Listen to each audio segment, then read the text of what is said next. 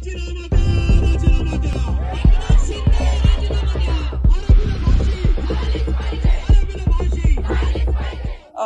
तर राज्यामध्ये कायदा सुरक्षा व्यवस्था राखणं हे गृह मंत्रालयाचं काम, त्याच्यामध्ये ते सपशेल अपयशी ठरलेले आहेत.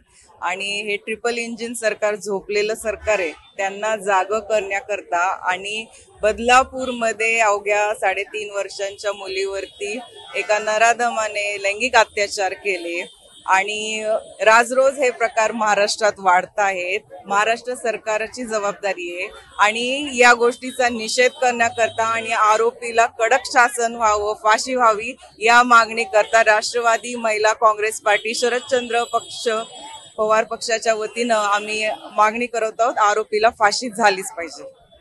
आंदोलन करताय नेमकी काय मागणी आहे? आंदोलनाच्या माध्यमातून आंदोलनाच्या मार्फत आमची हीच मागणी आहे की जे आरोपी मोकाट सुटले त्यांना शिक्षा झालीच पाहिजे आणि गृहमंत्री जे झोपलेले आहेत त्यांनी जागं झालं पाहिजे.